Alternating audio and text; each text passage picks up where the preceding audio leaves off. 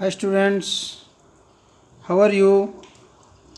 Today we are going to start our first chapter of reader book.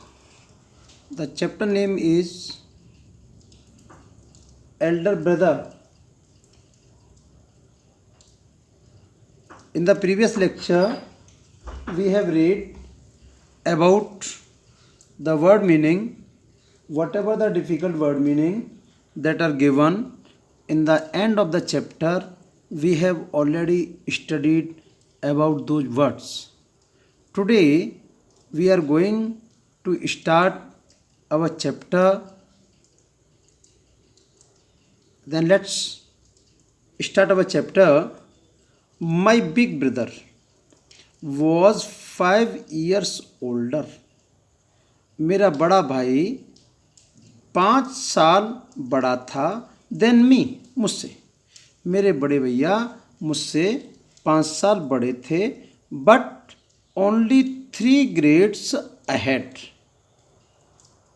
As में तो वो 5 साल मुझसे बड़े थे, लेकिन कक्षाओं में वो केवल 3 ग्रेड्स अहेड, केवल 3 ही क्लास मुझसे आगे थे।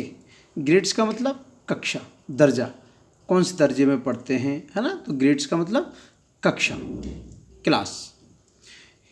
He had begin his studies, उसने अपनी पढ़ाई शुरू की थी एट द सेम एज, उसी अवस्था से, एज आई हैड, जिस अवस्था से मैंने अपनी पढ़ाई शुरू की थी। मैंने और मेरे भैया की पढ़ने की या स्कूल जाने की जो अवस्था थी, एज थी, दैट वाज सिमिलर। दोबारा देखें फिर। He had begin his studies at the same age, उसने अपनी पढ़ाई उसी अवस्था से शुरू की थी, एज आई हैड, जिस अवस्था से मैंने अपनी पढ़ाई शुरू की थी। But he did not like the idea of moving hastily. But this was the main difference between me and my brother. मुझ में और मेरे भाई में क्या अंतर था, हैं? वो क्या था? He did not like the idea of moving hastily. उसे ये बिल्कुल भी अच्छा नहीं लगता था मूविंग हेस्टली, बहुत जल्दी जल्दी क्लास में आगे जाना, एक क्लास से दूसरी क्लास में प्रमोट होना, in an important matter like education. खास तौर से शिक्षा के क्षेत्र में, पढ़ाई के मामले में वो बिल्कुल भी जल्दबाज नहीं थे। He took 2 years to do 1 year's work. Very opposite position की बात कही गई है। ही टुक 2 years, वो 2 साल लेते थे, उनको 2 साल लगते थे टू डू 1 year's वर्क, 1 साल का काम करने में। जो काम 1 साल में हो सकता था उसको वो 2 साल में करते थे। और आगे तो और बहुत अच्छी बात कही है, sometime he even took 3 years, a work that can be completed in 1 year. My brother used to complete that work in 2 years, even though sometimes he preferred to complete that work in 3 years.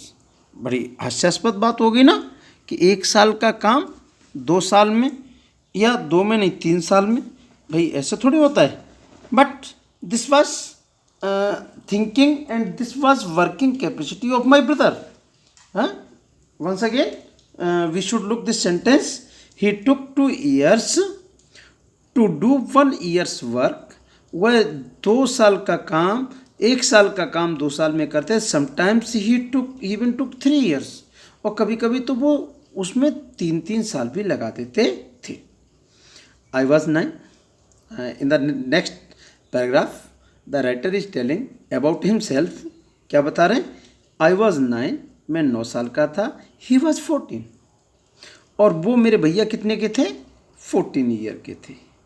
He had full right by seniority to supervise me. This is the responsibility of elder brother ना। आपके भी बड़े भाई होंगे और छोटे भाई होंगे आप, है ना।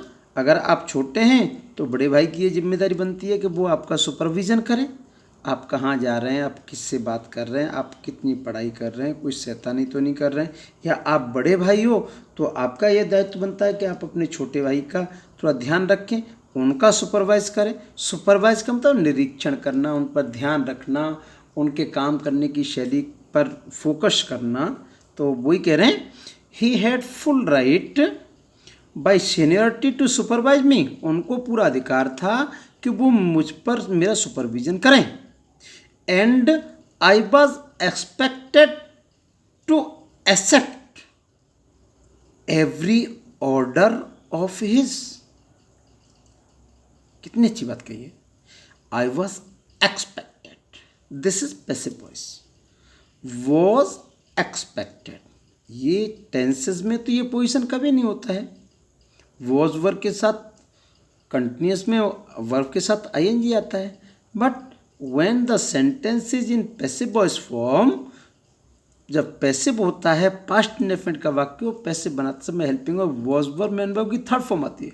और पैसिव में subject is not important, object is important. Then what is the sense of the sentence, I was expected,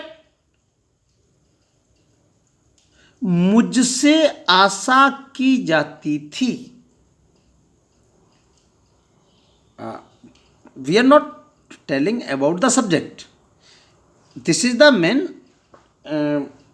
importance of passive voice, that in passive voice always the object is on important position.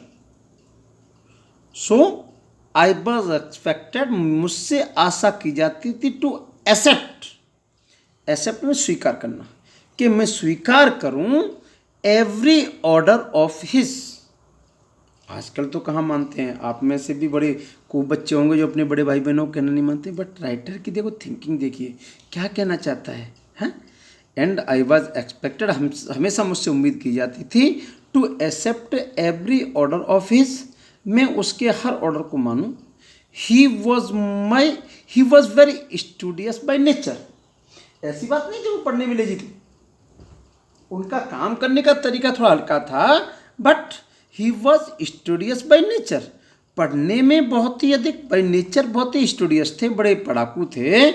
He was always sitting with a book open, वह हमेशा एक किताब को खोल के बैठे रहते थे। और क्या, and perhaps to rest of his brain,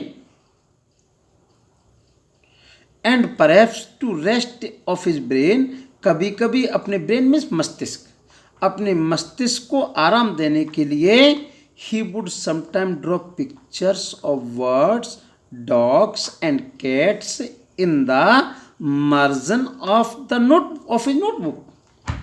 ये कुछ बच्चों की दिस इज हैबिट होती है कि वो अपना काम कर रहे हैं और काम करते करते और उन्होंने अपना पेन लिया, वट एवर द मार्जिन, जहाँ भी कोई जगह है, यहाँ खाली जगह पड़ी है, यहाँ पर कुछ ड्रॉ कर दिया, यहाँ पर कुछ जगह पड़ी है, वहाँ पर ड्रॉ कर दिया, यहाँ पर कुछ ड्रॉ पड़ी है, वहाँ पर कुछ ड्रॉ कर दिया। ये कुछ बच्चों की स्केचेस बनाने की हैं, कैरिकेचर्स बनाने की उनकी आदत होती है कुछ। This is depend on the nature of the student, but the writer is telling about his brother, what was his habit, क्या था। And perhaps of rest of his mind, शायद अपने ब्रेन को रेस्ट देने के लिए he would sometimes draw pictures of birds, पक्षियों के वो चित्र बनाते थे, कभी डॉग्स के चित्र बनाते थे, and cats in the margin of his notebook, जहाँ भी नोटबुक में जगह खाली पड़ी होती थी उस जगह पर वो इस तरह से वो काम करना शुरू कर देते। Sometimes he would write a name, कभी कभी वो अपनी जो मार्जिन होता था कहीं को नोटबुक में जो ब्लैंक स्पेस पड़ा हुआ है वहाँ पर राइट ए नेम, वो एक नाम लिखते थे, ए वर्ड, कभी एक शब्द लिख देते थे, और a sentence 10 to 20 times।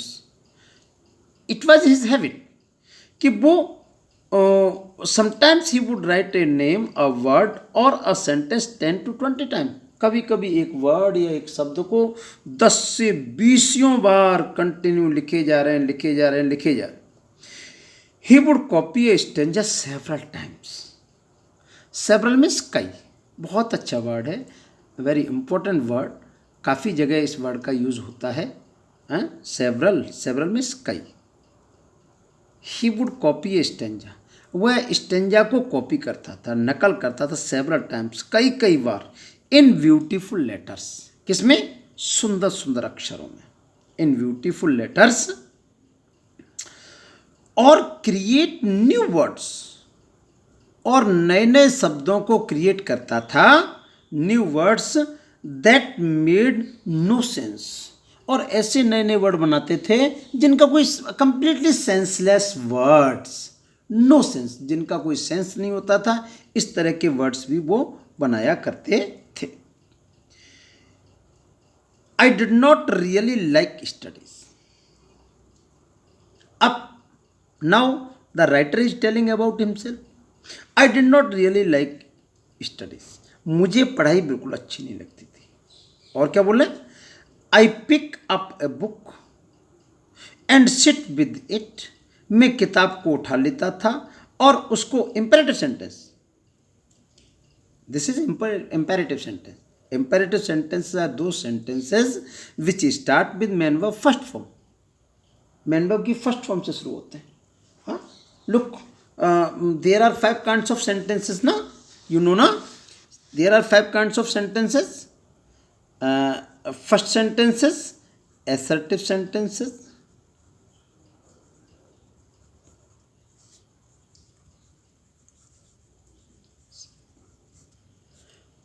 second sentences are imperative sentence, interrogative,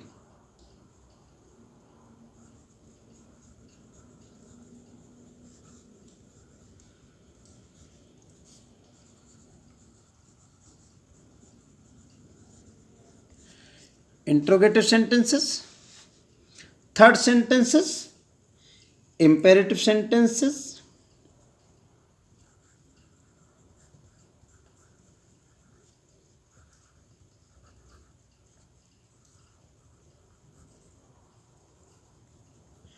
अब स्टूडेंट्स थोड़ा सा we should always try to understand what is different between these sentences. Fourth sentences exclamatory,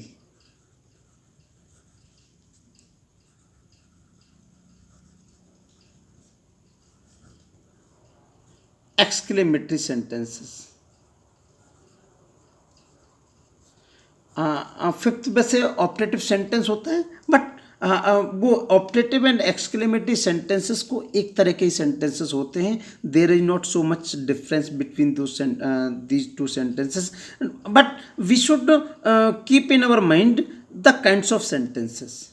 assertive sentences, those sentences which start main verb first form, which start subject. assertive sentence कौन से होते हैं? जो subject से शुरू होते हैं and in the end of the sentence there will be full stop. Interrogative sentences, those sentences which start with any WH word and helping verb, and in the end of the sentence there will be sign of interrogation. Those will be interrogative sentences. And imperative sentences, those sentences with starts main verb first form. Sometimes if the sentence is negative, then those sentences will be started with don't. Don't से शुरू होंगे. I am telling you some examples of every kinds of sentences. Okay. And fourth is exclamatory sentences. Exclamatory sentences are those sentences which start with any exclamation word. Sometimes they start with the how, sometimes they start with what, and the main recognition of such sentences is in the end or in the middle of the sentence there will be sign of interrogation, sign of exclamation. इस तरह का चिन्ह देता देखा है आपने हिंदी में, जिसको बोलते हैं विस्मयादि बोधक चिन्ह. हाँ, तो let's see one or two example of every kind of sentence, because all the chapters are completed by some sentences, and the sentences should be in our mind. How many kinds of sentences, what is the importance of the differentiation of the sentences. So assertive sentence, those sentences start with subject. For example, John was playing. Simple sentence, John was playing, John खेल रहा था. Assertive sentence हुआ because the sentence is start with subject and in the end of the sentence is full stop. Okay, assertive sentence. ये sentence, John was not playing, this is also assertive sentence. Assertive sentence, negative कोई sentence नहीं होता. Negative is only sense. Negative ये भी बन सकता है, negative ये भी बन सकता है, नेगेटिव ये भी बन सकता है, नेगेटिव ये भी बन सकता है. नेगेटिव कोई सेंटेंस नहीं होता है. मोस्टली बच्चे क्या करते हैं कि वो बता देते हैं कि how many kinds of sentence, positive, negative, interrogative, अब बस इतना बता के छूट जाते हैं. नहीं, नेगेटिव कोई सेंटेंस नहीं होते. Sentence assertive sentence. Assertive sentence on the structure of the, on the base of the structure of the sentence, subject, after then verb and after then full stop. Those sentences are assertive sentence. Interrogative sentence, जैसे will you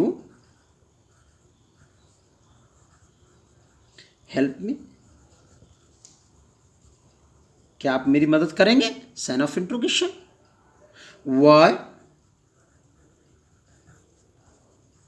did you punish him. This one is also interrogative sentence.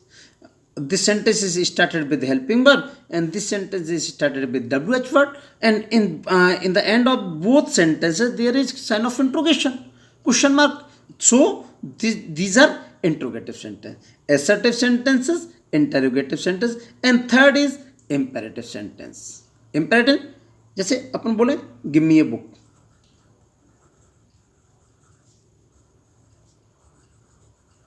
This is imperative sentence because this is started with main verb first form.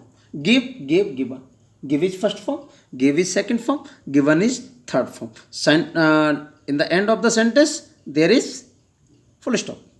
If we want to change this sentence into negative, don't give me a book, क्या बोलेंगे, don't give me a book. This sentence is also imperative sentence. Negative sense है, इसमें भी अपन bill के बाद यहाँ पर note लगा देते, ये नेगेटिव सेंटेंस बन जाता है. इसमें वाई की word, WH word, helping word, subject के बाद अगर नोट लगा देते ये स्थान होता है, मेरे से पहले नोट लगाया जाता है, ये भी सेंटेंस नेगेटिव बन जाता है. तो नेगेटिव कोई अलग सेंटेंस नहीं होते हैं.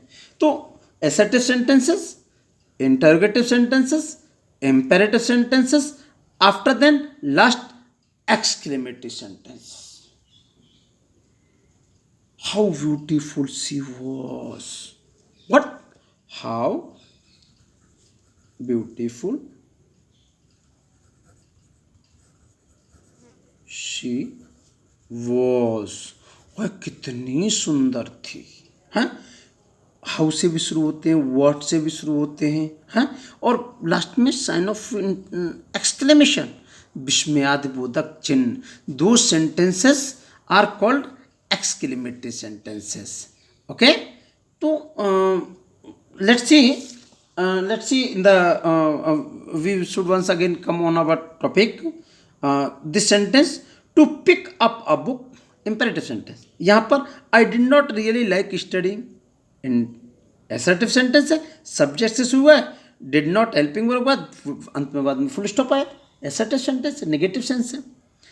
To pick up a book, एक किताब को उठाना, एंड सिट विद इट, इसके साथ बैठना, फॉर एन आवर, एक घंटे, was too much of an effort, यह मेरे प्रयास के लिए टू मच था, बहुत अधिक था.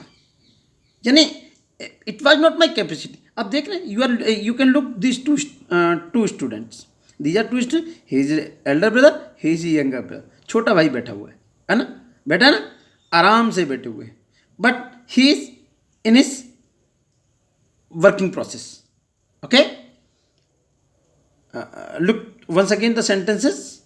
To pick up a book and sit with it for an hour was too much of an effort. यह बड़े प्रयास, बहुत प्रयास के बाद में 1 घंटे किताब लेके बैठ पाता था. As soon as I got a chance. जैसे ही, as soon as, ज्यों ही, वेरी इंपॉर्टेंट फ्रेज, बहुत ही अच्छा वर्ड है. ज्यों ही, I got a chance. Chance, मौका मिलना. जैसे ही मुझे मौका मिलता था, जैसे ही मुझे टाइम मिलता था, आई got a chance, I would leave the hostel. मैं तुरंत हॉस्टल के लिए, हॉस्टल को छोड़ देता था. हॉस्टल में रहते थे, हॉस्टल को छोड़ देता and go to the playground and play with marbles. जैसे ही मुझे टाइम मिलता था, जैसे ही जरा सा मुझे टाइम मिला, तो मैं क्या करता था? क्या? Look once again.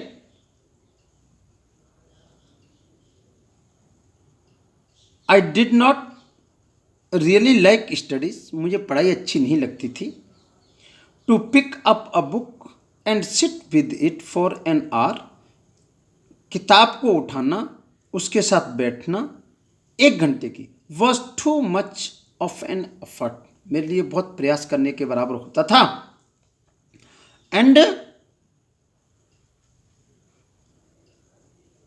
As soon as I got a chance, जो ही मुझे कोई मौका मिलता था भागने का, निकलने का, got a chance, I would leave the hostel. मैं हॉस्टल से निकल जाता था and go to the playground. Playground में पहुंच जाता था एंड प्ले मार्बल्स. कंचों से खेलता था. मार्बल्स मीन्स कंचे. What you mean by marble? कंचे. कंचों से खेलता था. और फ्लाई काइट्स, या पतंग उड़ाने लगता था. जस्ट मीट ए फ्रेंड, और या किसी मित्र को ढूंढ लेता था मिलने के लिए. आ जा भाई दोस्त, थोड़ा सा अपन मस्ती कर लेते हैं. This was position in my student life. That writer is telling, बता रहे हैं वो कि ये मेरी पोजीशन थी कि मैं अपने किसी मित्र को ढूंढता था खेलने के लिए, मस्ती करने के लिए. और आगे कहते हैं क्या है? Just a minute, I am turning over the page. Okay, good. Is it clear to all students? Okay, and okay, now in the proper position. Okay. Oh.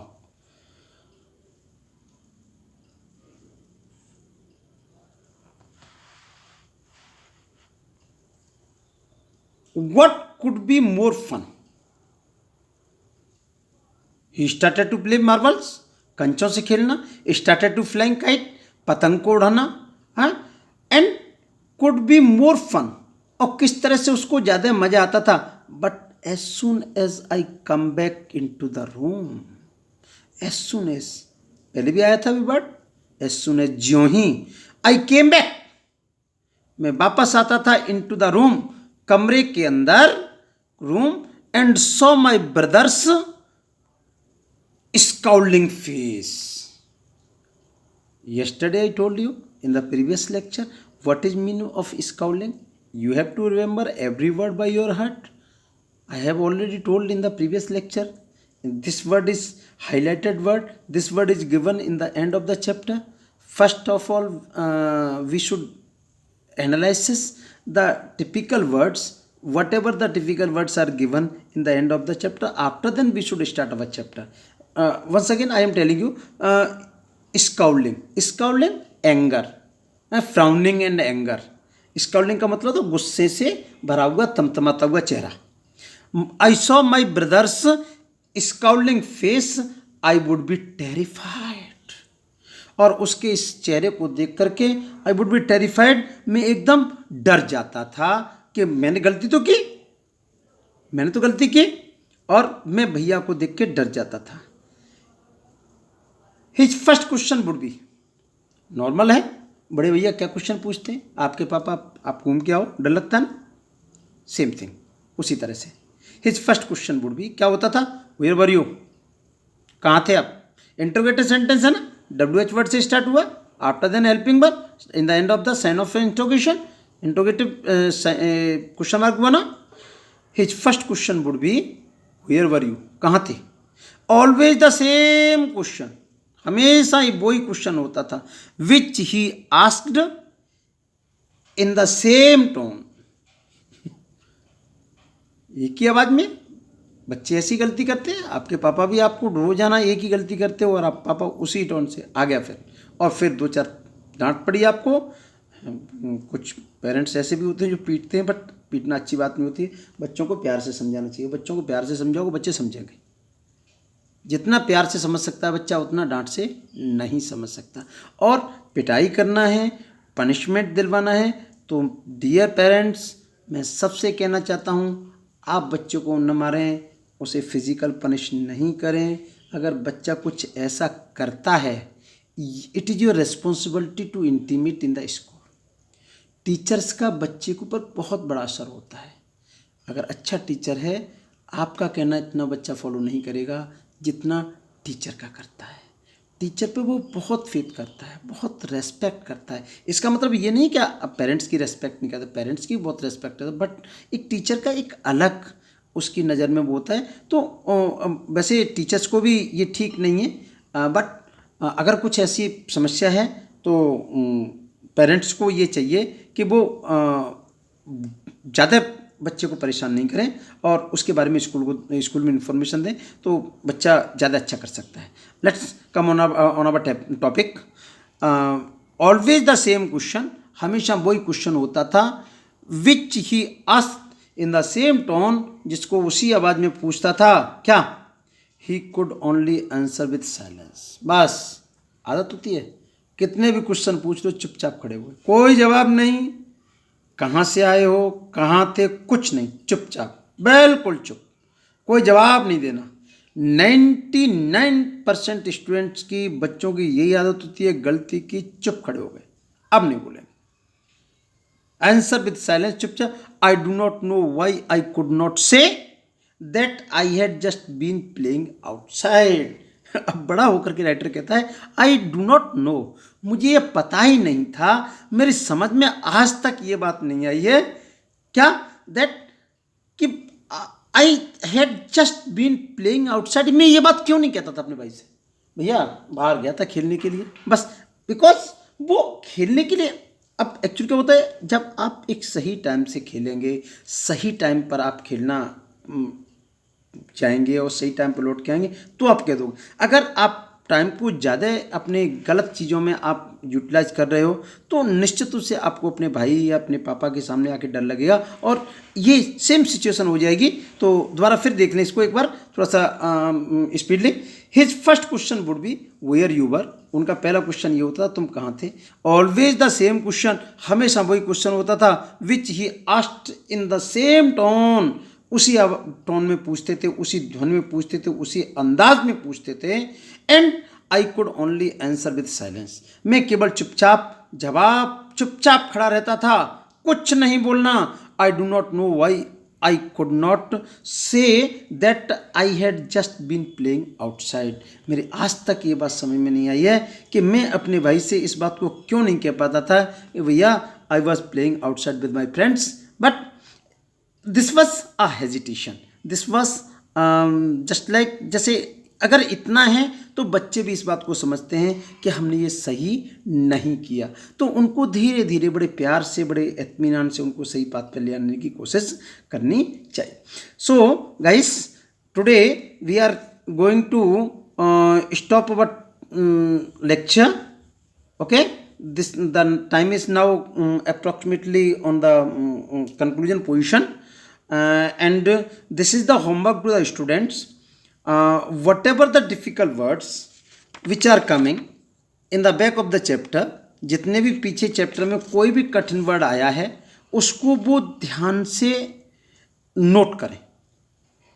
अगर कोई क्वेश्चन में प्रॉब्लम होती है, immediately you should ask the question to the teacher.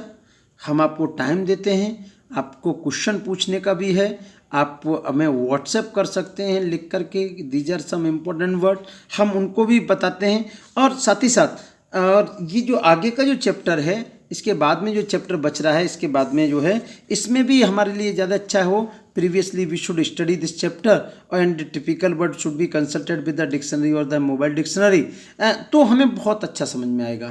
तो I think that our class is satisfactory and good students, please utilise your single minute, every single minute in your studies. पढ़ाई पर पूरा ध्यान रखें.